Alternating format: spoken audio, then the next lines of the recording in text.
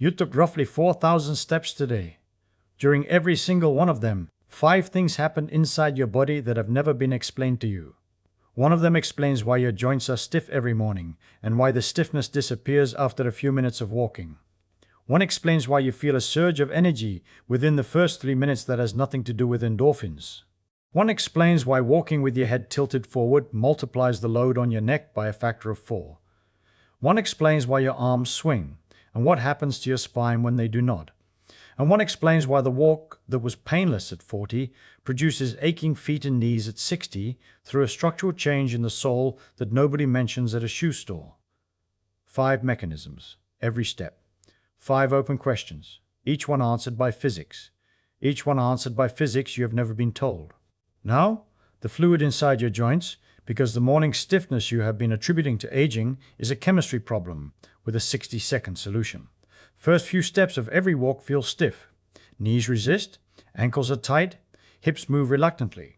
Most people over 45 attribute this to aging joints, cartilage wearing thin, arthritis setting in. In most cases, the stiffness has nothing to do with the cartilage and everything to do with the cartilage and everything to do with the fluid surrounding it.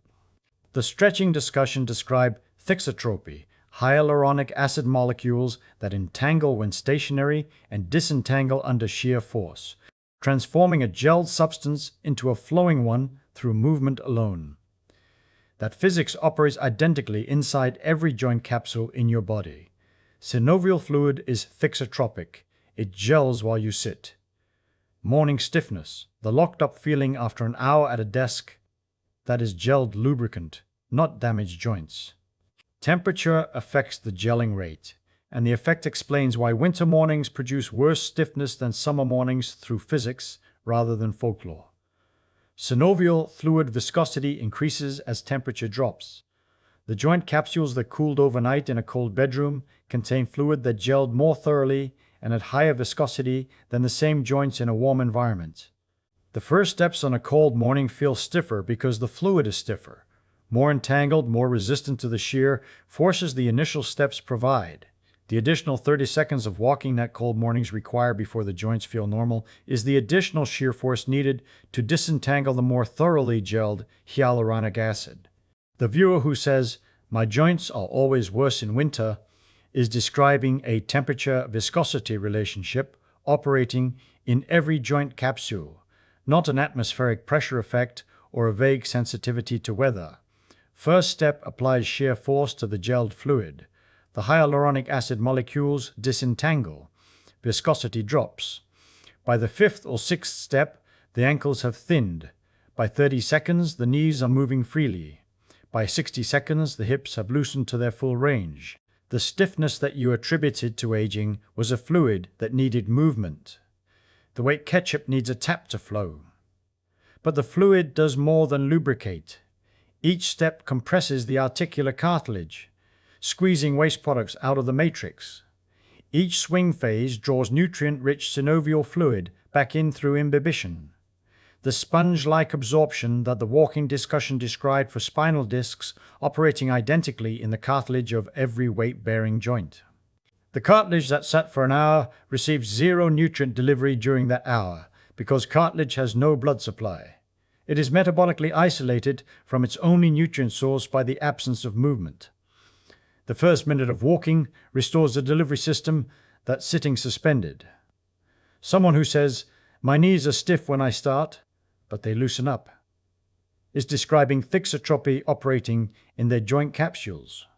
The fluid gelled, the movement thinned it, and the cartilage that was starving received its first nutrient delivery since the last time they moved. The morning stiffness is not age. It is a lubricant that solidified overnight and a tissue that has been waiting for breakfast.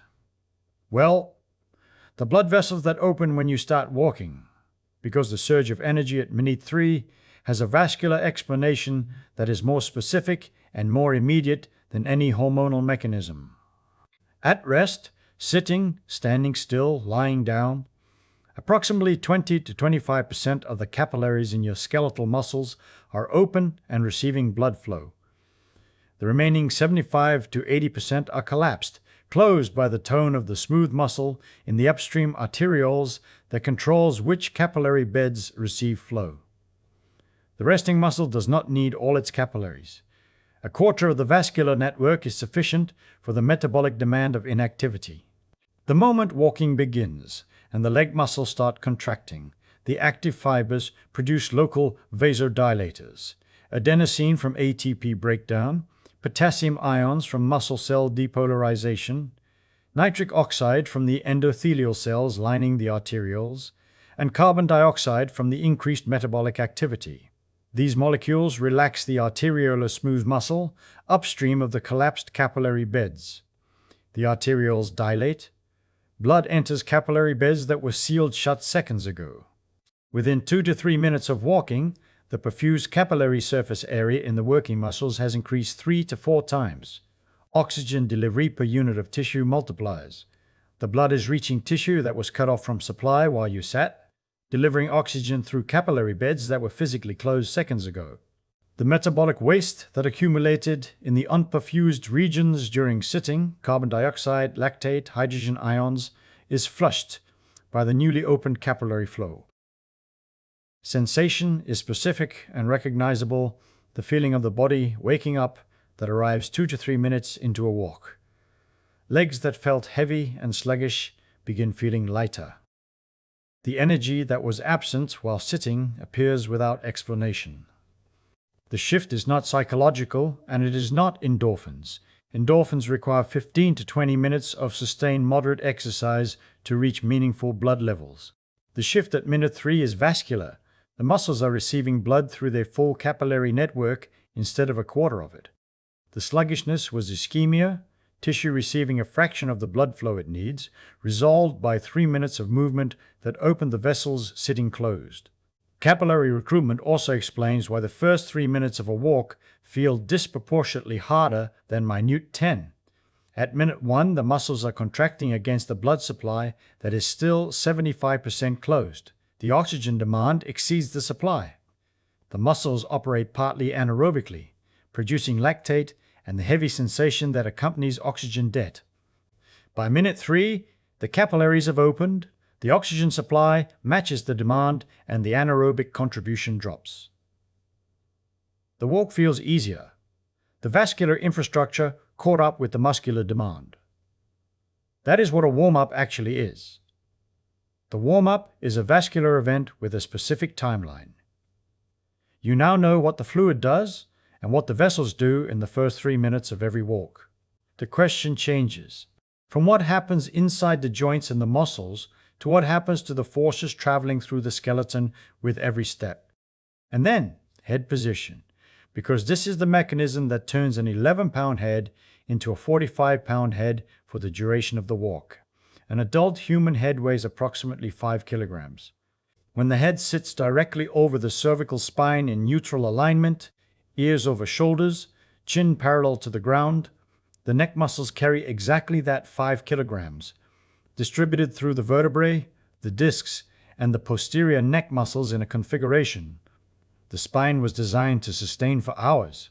When the head shifts forward, and during walking it shifts forward in most people over 50, because decades of screen use have trained the head forward posture into the resting default. The physics changes dramatically. The head becomes a weight on the end of a lever arm. The fulcrum is the junction where the cervical spine meets the thoracic spine. Every centimeter of forward shift increases the torque. The neck muscles must generate to hold the head up. At 2.5 centimeters of forward shift, the effective load approximately doubles to 10 kilograms. At 5 centimeters, the load reaches approximately 20 kilograms.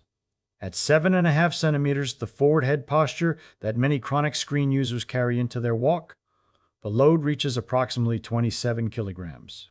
Neck muscles designed to carry 5 kilograms are sustaining 20 to 27 for the duration of a 30-minute walk, as Hansraj documented in Surgical Technology International, for cervical flexion angles of 15 to 60 degrees.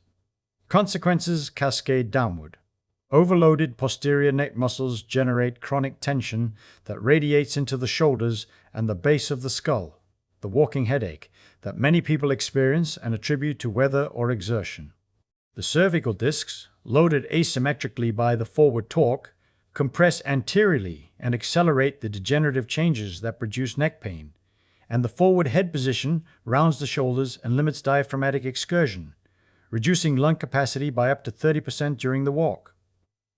The viewer who feels short of breath during a moderate walk may be experiencing the respiratory consequence of head position rather than cardiovascular limitation. Correction is not muscular effort, it is alignment. Ears over shoulders, chin parallel to the ground, eyes on the horizon rather than the pavement. In this position, the cervical spine carries 5 kilograms through the structural pathway it was designed for. The weight disappears because the lever arm disappears. Arm swing protects the spine on every step, and most people have inadvertently disabled it. Watch someone walk.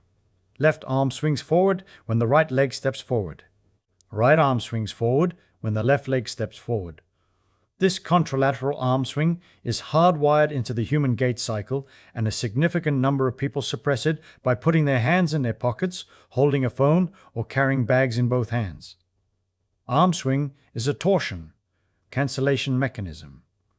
Each step produces a rotational force on the trunk. The right leg swinging forward rotates the pelvis clockwise as viewed from above, transmitting clockwise torque into the lumbar spine. The contralateral left arm swinging forward simultaneously produces counterclockwise torque on the upper trunk through the shoulder girdle. The two torques cancel. The spine experiences minimal net rotation with each step. Walking with active arm swing reduces the angular momentum of the trunk by approximately 60% compared to walking with the arms held still, as Collins and colleagues documented in Proceedings of the Royal Society. 60% less rotational force on the lumbar spine per step. Over a 30-minute walk, roughly 3,600 steps, that is 3,600 instances of reduced lumbar torsion. Over a year of daily walking, the cumulative difference in rotational loading on the lumbar discs and facet joints is enormous. When the arms do not swing, the pelvis still rotates with each step, but the counter torque from the upper body does not arrive. The lumbar spine must absorb the full rotational force without cancellation. The lower back muscles work harder to control the uncancelled rotation. Walking 30 minutes with hands in pockets loads the lumbar spine with 60% more rotational force per step than letting the arms swing. Asymmetric version is worse. Walking with a phone in one hand eliminates the torsion cancellation from one side only. The counter torque arrives from one arm but not the other, producing an asymmetric rotational load on the lumbar spine. Over thousands of steps, the asymmetric loading produces the one-sided lower back tightness that you attribute to my back acting up. The back is responding to an arm that should be cancelling the torque, but is holding a screen instead. Arm swing also sets the cadence. Pendular frequency of the arms, determined by arm length and gravity, entrains the stride frequency. When the arms swing freely, the walk self-organizes into a rhythmic, efficient pattern. When the arms are locked, the stride loses its rhythmic entrainment and becomes less efficient. You work harder for the same distance because the pendular assist has been removed. An arm swing recruits the muscles of the shoulders, chest, and upper back.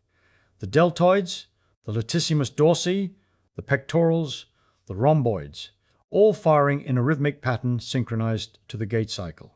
Walking with active arm swing involves significantly more total muscle mass than walking with static arms, meaning higher caloric expenditure, more blood flow to the upper body, and a more complete whole-body muscular activation per walk. The viewer who walks with arms swinging is performing a whole-body movement. The viewer who walks with arms locked is performing a lower-body movement that costs the upper body its participation. Breathing entrains to stride in a pattern most walkers have never consciously noticed, and the entrainment affects how efficiently the lungs exchange gas during the walk. In rhythmic walking, inhalation and exhalation synchronize with the stride cycle at ratios that depend on pace. At a comfortable walking speed, most people naturally settle into a 2-to-1 ratio, 2 steps per inhale, 2 steps per exhale, or a 3-to-2 ratio at faster paces. The diaphragm contracts in phase with the footfall, and the rhythmic compression of the abdominal contents during each step assists both inhalation and exhalation. Through each step assists both inhalation through a bellows effect. When arm swing is active, the rhythmic rotation of the thorax further assists the breathing cycle. The rib cage expands slightly with each arm swing, creating additional space for lung expansion. When arms are locked and the thorax is static, the breathing loses its entrainment to the stride. The bellows assistance disappears, and the respiratory effort increases for the same walking speed. The breathlessness some people feel during a moderate walk may be partly the loss of locomotor respiratory coupling from immobilized arms rather than cardiovascular limitation. Surface you walk on changes the physics in ways that flat pavement obscures.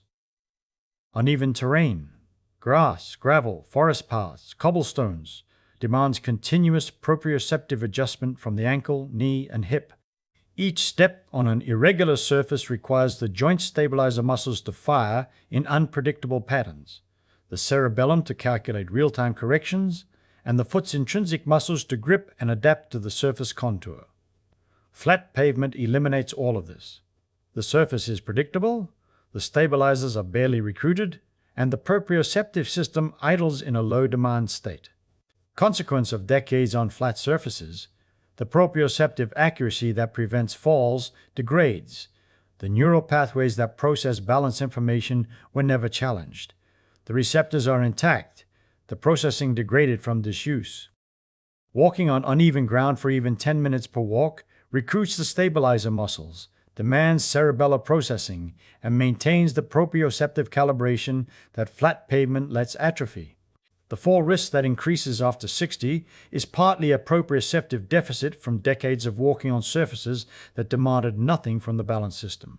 And then, stairs, because they change the force profile of every mechanism described above.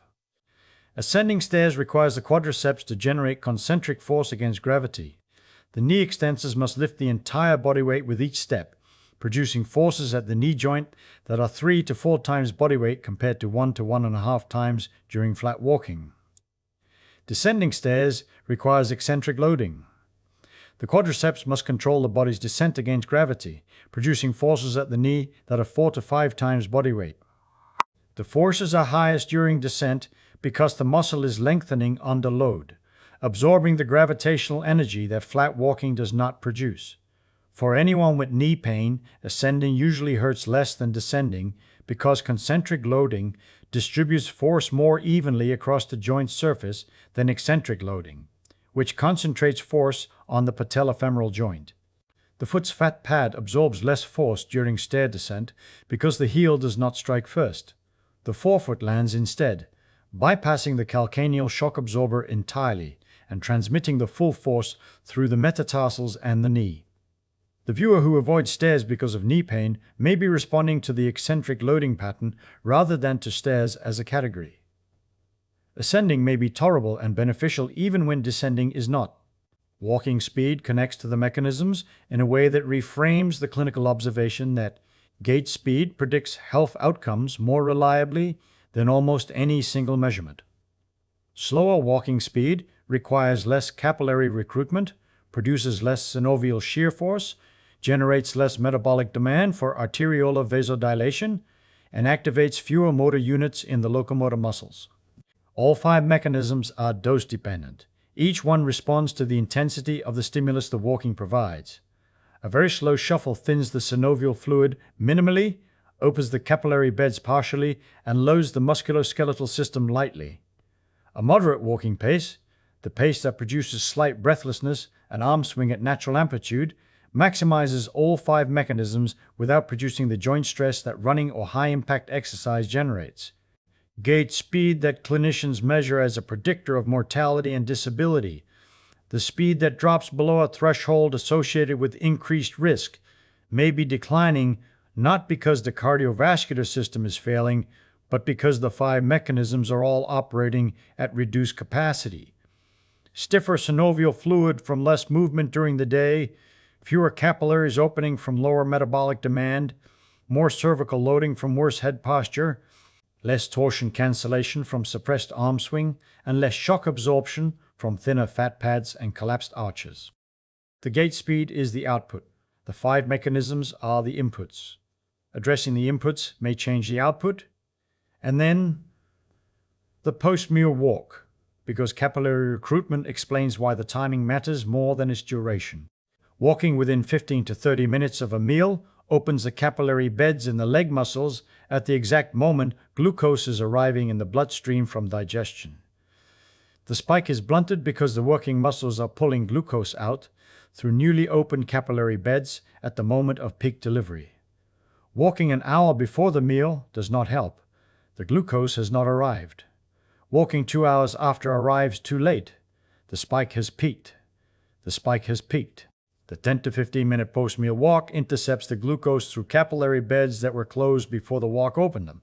Well, the foot, because two structures inside it are degrading after 40 simultaneously through different mechanisms, both producing pain in places far from the sole. First, the fat pad.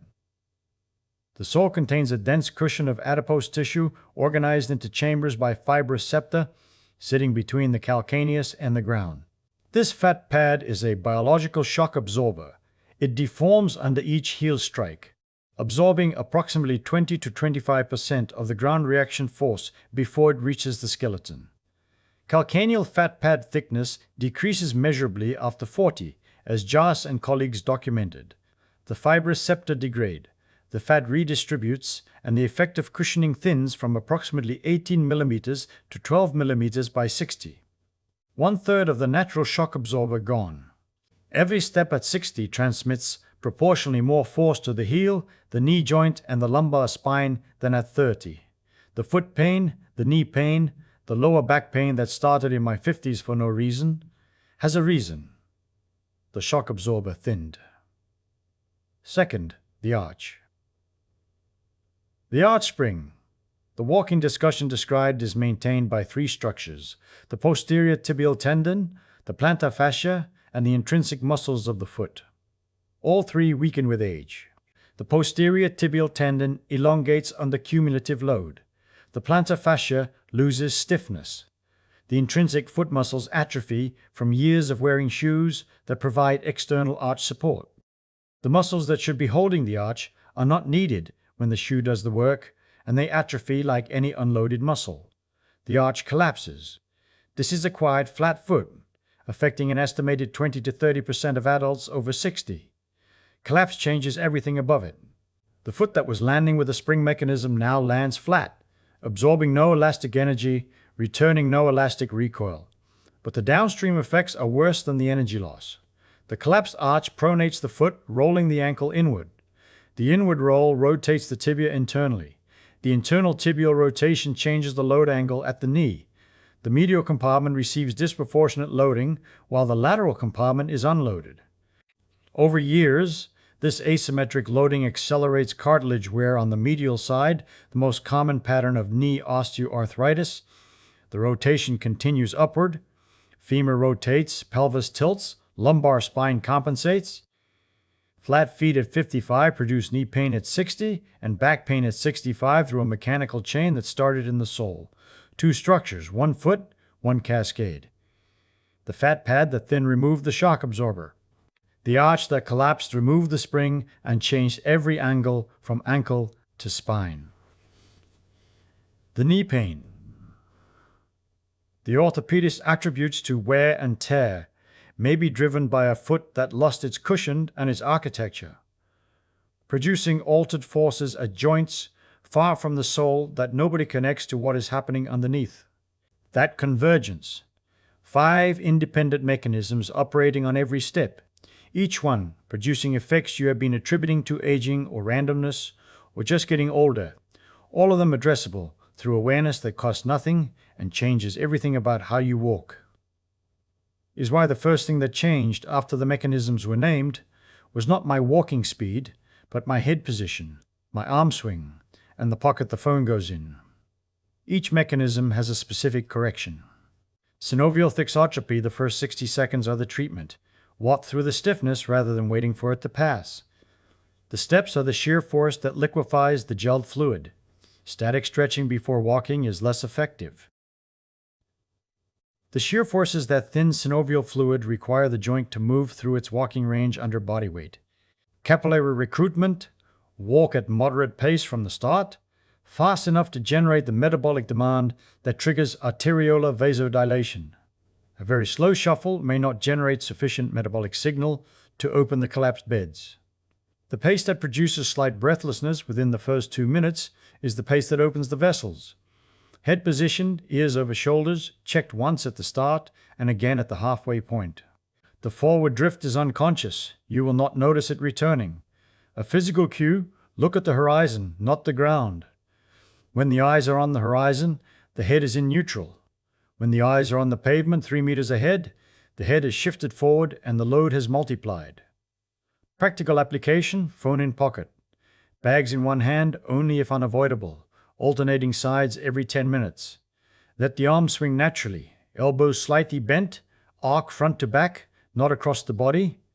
The swing should feel effortless. It is effortless when the arms are free, because the pendular frequency of the arm matches the stride frequency naturally. Foot structures: shoes with adequate cushioning replace the thinned fat pad. Arch support built into the shoe or through custom orthotics replaces the mechanical support the weakened tendon can no longer provide. If your arch has not yet collapsed, barefoot walking on soft surfaces, grass, sand, for 10 to 15 minutes activates the intrinsic foot muscles that shoe wearing has silenced. These muscles are the dynamic arch support that prevents the collapse. Walking barefoot loads them. Walking in supportive shoes unloads them. Alternating between supported walking for daily function and barefoot walking for intrinsic muscle activation maintains the muscular architecture that keeps the arch tensioned. The morning stiffness, the sluggish first minutes, the neck tension after a walk, the one-sided back tightness, the knee pain that arrived in my 50s. 5 symptoms I had assigned to 5 different causes until the step-by-step physics traced them to 5 mechanisms that were operating on every step and addressable for 0 cost. 5 mechanisms, every step: the fluid that gels when you sit and thins when you move, capillaries that close when you rest and open when you walk, a head that weighs 5 kilograms when aligned and 27 when tilted, arms that cancel spinal torsion when they swing and amplify it when they do not, and a foot whose shock absorber is thinning and whose spring is collapsing, both producing pain at joints far from the soul. Physics was operating on every step you have ever taken. Now you know what your body is doing with each one, and what it needs from you to keep doing it without breaking down, and what it needs from you to keep doing it without breaking down.